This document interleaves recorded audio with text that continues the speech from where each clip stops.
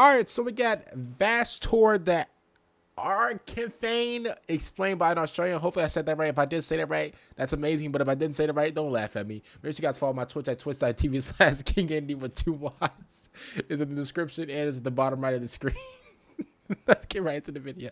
Hey guys and gal, it's always fun when GW releases a big new character into the setting, especially when that character is randomly uber powerful and suddenly has all this lore despite not being in the setting. I know I butchered his whole name. Sometimes we just nod and say cool, like with Belisarius Cawl, who was at least written into the old lore where they could. Other times we're a bit like, not sure about that one, chief. Like when GW retrospectively retconned female Custodes into existence via a Twitter post, whilst also being too lazy. They could. Wait, hold up. Like, not sure about that one, chief. Like when GW...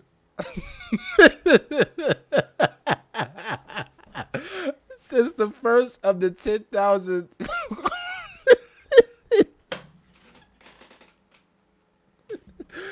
since the first of the 10,000 were created, there have always been female custodians.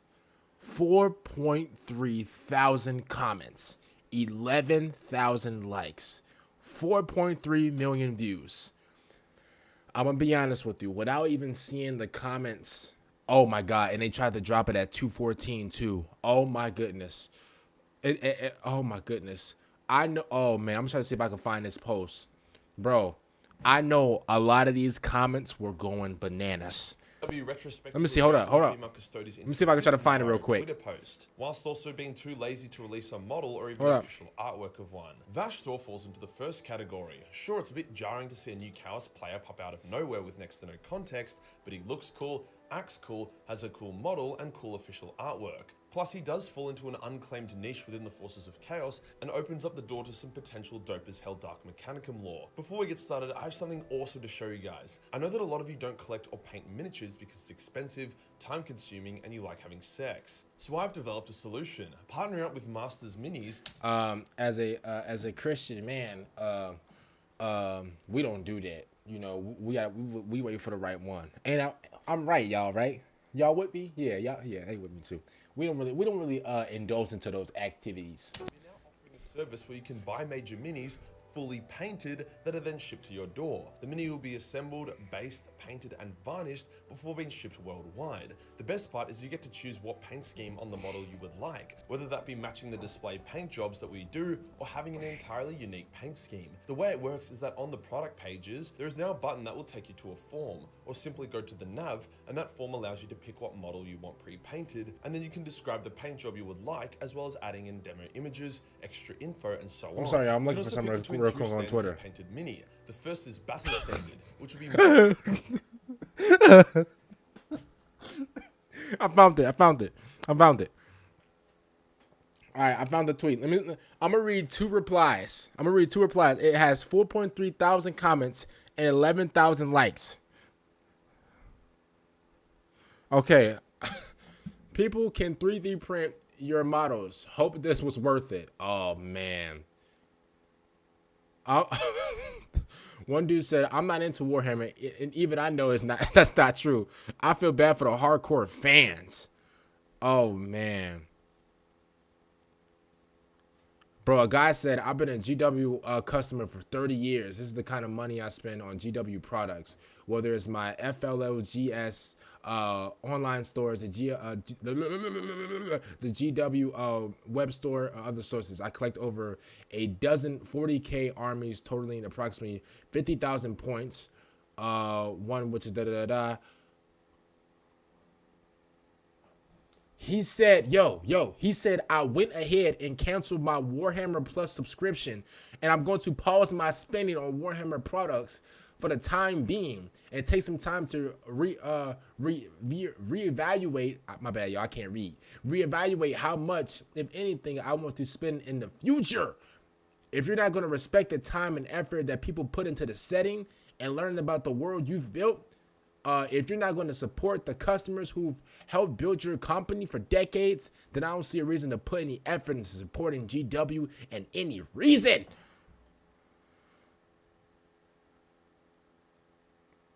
And then there was a guy. There's a guy that replied to that said, "Oh, so you're just mad that something, or so you're just mad that something that was always in the lore was reaffirmed by GW. So you just hate women."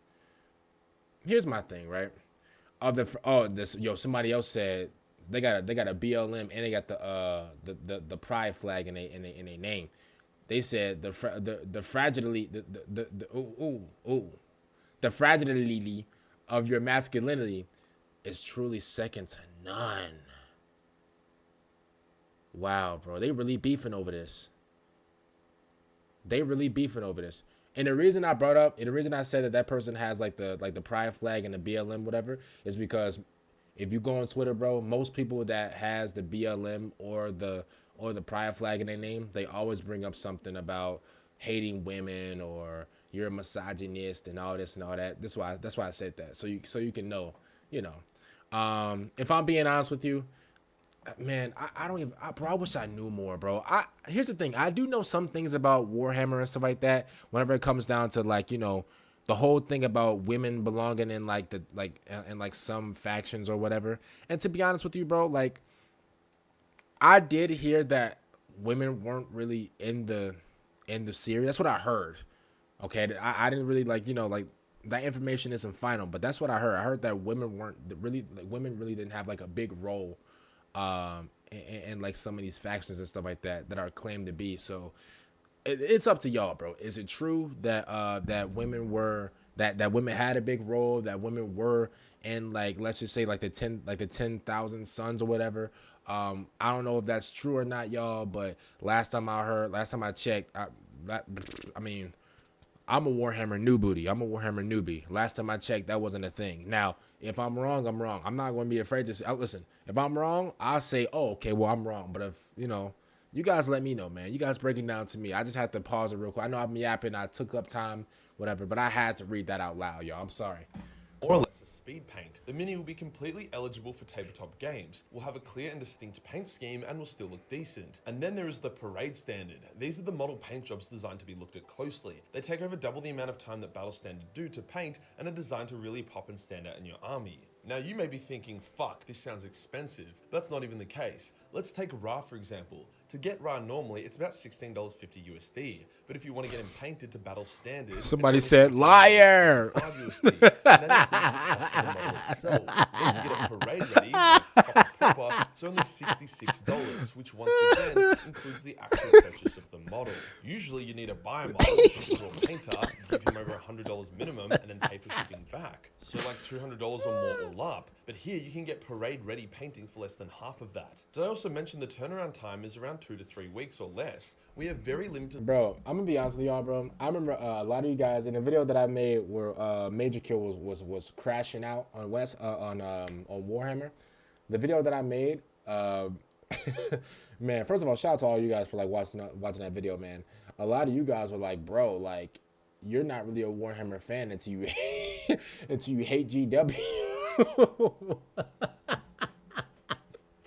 And if I'm being like, listen, I'll be real with you, right? I don't hate GW because I'm in the Warhammer community, but I'm just now learning about all the deep, dark, nasty secrets and stuff like that. You get what I'm saying? So the more secrets I learn, the more scuffs. I mean, I'm gonna be honest with you. I totally disagree with like how they ran things back in the day. Now I don't know if they changed it or whatever, but I mean, you know, so we're just gonna keep that. But let's get right back to the video. I'm sorry, y'all. I've been yapping. Testing the waters here and making sure it works smoothly. So if it's sold out already, don't worry. More slots will open. Very exciting times, guys and gal. Link is below. Today we'll go over Vashtorr the Arkifane, including where he came from, what he's done, what he is, and what he wants to do next. Let's get into it.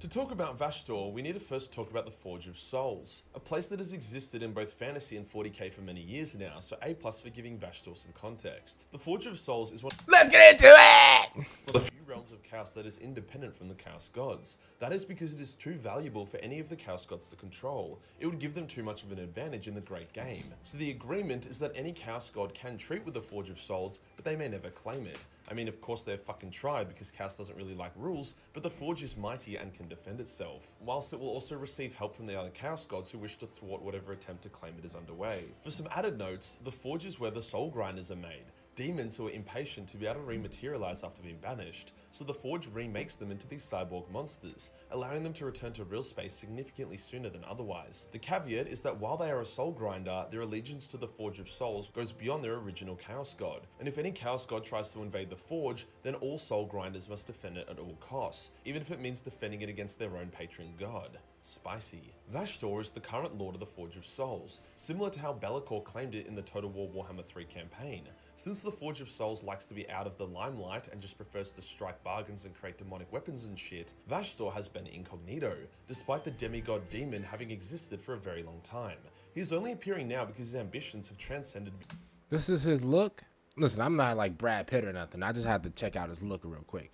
This is his look? Okay, so he got the Ritz Cracker logo right here. Okay, he got the Dragon Ball Z just on his face. The whole okay.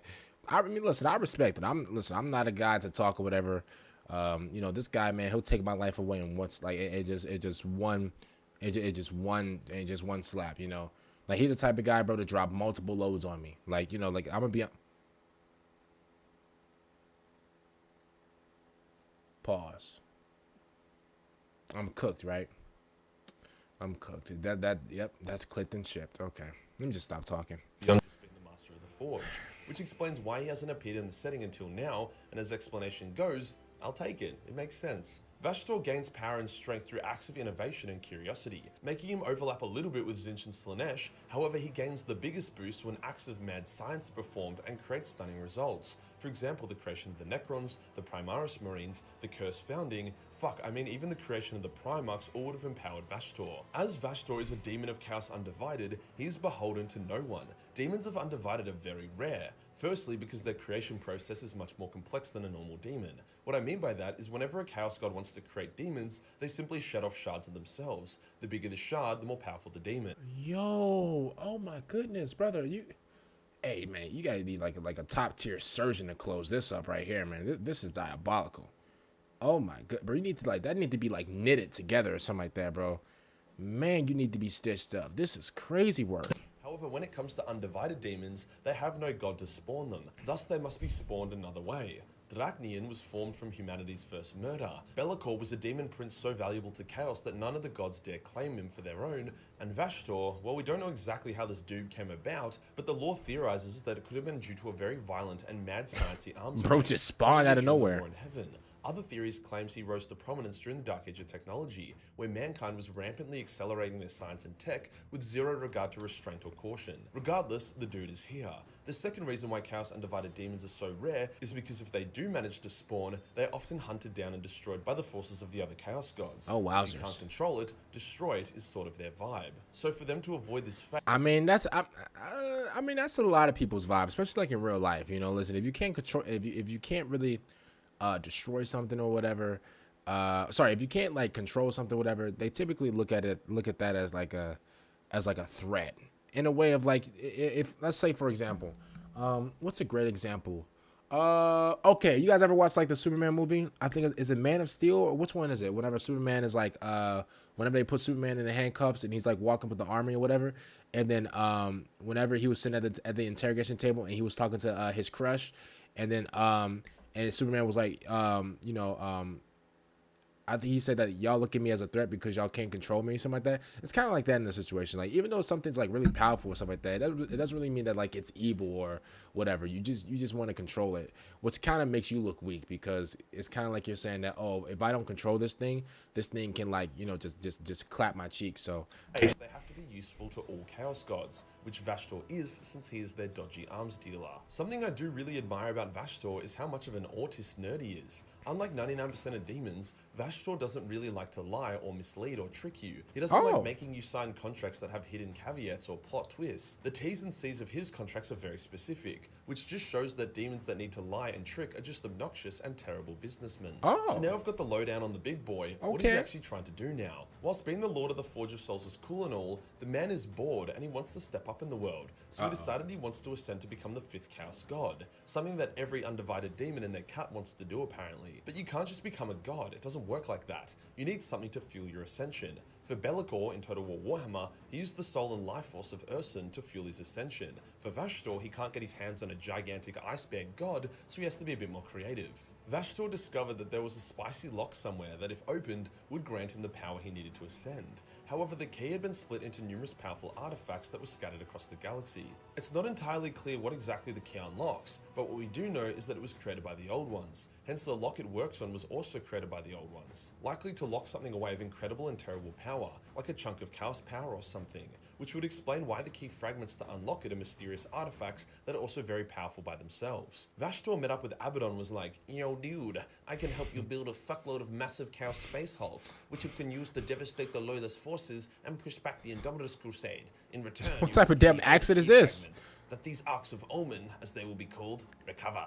Abaddon was like, "Sick bro, let's do it." Hence the Arks of Omen campaign. He sound like the guy. Oh my god! What get bro? You guys are the you guys on the game High on Life, and they said, "Let you in." That's how he sound. I swear to you. What type of accent is that? That nasty accent. Built from dark sorcery and dozens of ships being let you in. Struck out at the galaxy. Now many of these arcs failed in their quest, destroyed by the Imperium or the Eldar, with some even being taken out by the Lion himself. But Vashtorr didn't need every key fragment. He made so many arcs with the margin of error in mind. After gathering most of the key fragments, Vashtorr needed a key fragment that was located on the rock, the Dark Angel's flagship. This fragment was the Tzeentch engine, a sentient device that allowed for extremely accurate and powerful warp travel. It had faithfully served the Lion and his sons for over 10,000 years. To this end, he assaulted the rock directly with his forces, and just as the Dark Angels were about to lose, Be'lakor, the saltiest, most petty fuck in the entire setting, attacked Vashtorr. If Be'lakor couldn't ascend, then neither could Vashtorr. This surprised crabs in a bucket. If I can't succeed, come here. You can't succeed. Oh, wow. Oh, wow, bro. That's some player hater energy right there, bro. That's some player hater energy right there, bro. Allowed the Dark Angels to survive and fend off Vashtorr, with Vashi and Be'lakor even getting into a duel. Warp tech versus shadow magic. With his plan ruined and the duelist stalemate, Be'lakor told Vashtorr to eat his shadow cock and then left. But all was not lost. See, the Dark Angels were now super duper mad and also didn't know why Vashtorr attacked them, so they gathered their successor chapters in near Legion strength and assaulted the world Vashtorr was on. This world was actually a twisted but reforged Caliban, a bit of an insult to the Dark Boys, that was now being called Wormwood. The Dark Angel assault went very badly, with Vashtorr laying down a trap. That trap was Angron. But the Imperium had their own trump card. In their darkest hour, the Lion came forth and did battle with his demonic brother.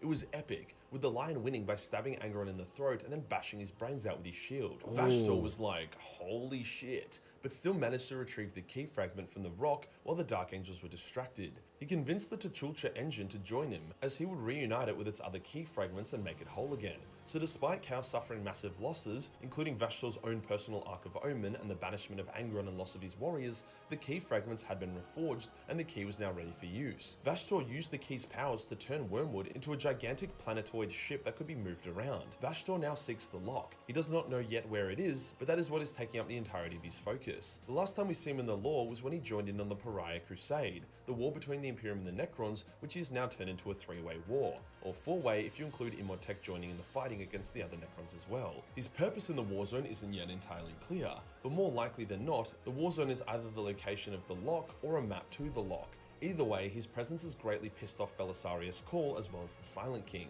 with other Chaos forces, like Magnus the Red, conspiring to take down Vashtorr as well. Basically, everyone is starting to clue into his ambitions, and nobody wants to deal with the 5th Chaos God ascending, especially not the Chaos Gods. Okay. As for Vashtorr himself, how powerful is this dude currently? He's definitely solid, but not that powerful as a single entity. Ooh. His power comes from his calculations, planning, and resources. He can easily hack and corrupt technology. Oh, he think he would get Batman. dumpstered by any of the heavy hitters. The fact that official art has him literally dueling Azrael, and Azrael is still alive and well, should speak volumes to Vashtorr's lack of dueling power. He can fly though, so that's pretty cool. If you enjoyed the video and you want to support the channel, shout out to Majorkill, man. I still butcher this guy. I'm just calling him Vashtorr because man, his last name or that